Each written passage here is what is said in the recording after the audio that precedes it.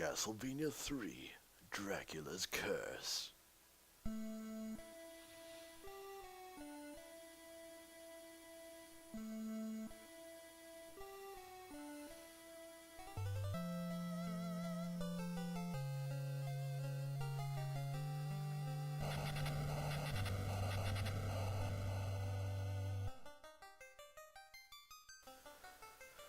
During 15th century Europe, there lived a person named Dracula. He practiced sorcery in order to create a bad world filled with evil. He began taking over the continent of Europe, changing countries from good to bad. The good people of Europe tried to fight off Dracula, but no one was able to survive. Finally, the Belmont family was summoned to battle Dracula's vile forces. The Belmont family has a long history of fighting evil. Purple Whip.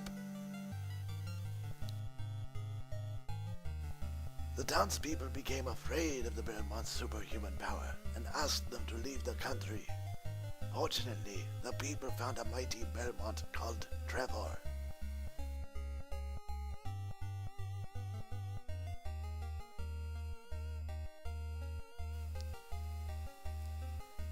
The curse of Dracula has begun.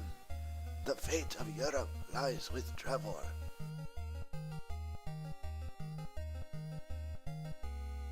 Oh boy.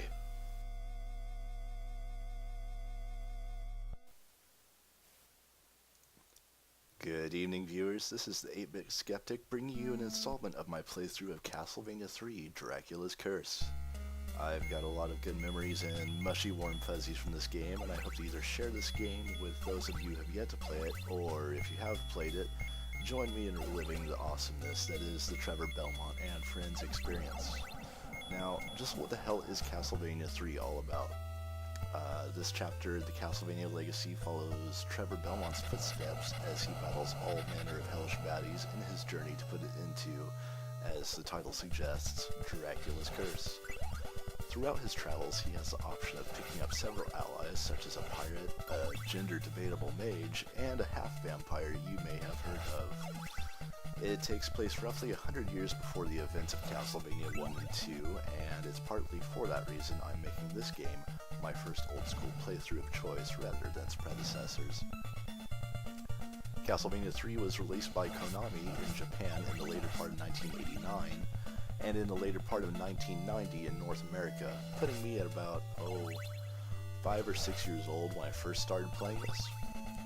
It's hard for me to say if it was Castlevania 2 or 3 that really turned me into a lifelong fan of the Castlevania series, but 3 definitely has left a bigger footprint in my mind in terms of nostalgia value. Now, with all this said, grab your drink of choice, living or inanimate, and join me as I act as your tour guide on the path to everyone's favorite and lovable vampire that does not sparkle, Dracula. Alright, so right now I'm just kind of making my way through the first level. You can see me whipping and climbing my way through a chapel of some sort. And the idea with picking up sub-items or sub-weapons in this game is you can actually power them up by repeatedly using them on enemies and those candles you've seen me whipping up around. Yes, in the old school days we whipped candles for our items and power-ups. We didn't go on raids or what have you, whatever nonsense that was. Alright, climbing down the stairs here, and you can see me occasionally whipping the walls for no apparent reason. In addition to finding sub-weapons in candles, we can actually find, delicious meat stuck in the walls of our ruins here. Probably not the most sanitary way of replenishing your health, but, what was sanitation back in those days? Having a little bit of problem with Medusa heads. They're always out for my blood. Oh yes, and of course our favorite purple zombies. Not too difficult of an enemy, but they can present a bit of a challenge when you're totally surrounded, as most of you that have read the Zombie Survival Guide may already know. Right, so here I am starting to use my holy water on just about everything in my attempt to get... you just saw me pick it up. That is what's called a double threat. And with that, that basically allows me to throw 2 bottles of holy water at a time versus just 1. Getting some more delicious meat. Gotta have that protein. And I guess I should edit what I just said. It doesn't really let you throw 2 bottles of holy water at a time so much as it lets you throw them 2 in succession. And you can just see me teabagging that gremlin away. What can I say? If you had a dude in a leather skirt teabagging you, you'd probably want to run far away as quickly as possible as you could. And oh yes, dragon heads spitting fireballs in my general direction. Not too difficult, but Konami was always sort of evil in their placement, as you may observe throughout my playthrough here.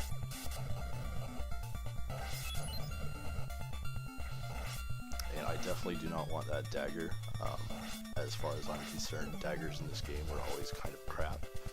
You just throw them and they kind of glide horizontally across the screen in a straight line, and they don't do all that much in terms of damage. And oh god, there is a reanimated... I don't know, what is that? Is that a Tauren skeleton? Tauren warrior skeleton? No matter, as you can see with my triple threat holy water, he did not present much of a challenge whatsoever. And I'm just going to grab my red orb of power here. And the whole idea behind grabbing those red orbs of power is that is how you complete a stage, so you can move on to your next level of torment. You can see a fancy map there kind of outlining where my direction is headed. And here we're trying to decide, do I want to go to the clock tower or do I want to go to the Mad Forest? I guess we'll find out in the next video.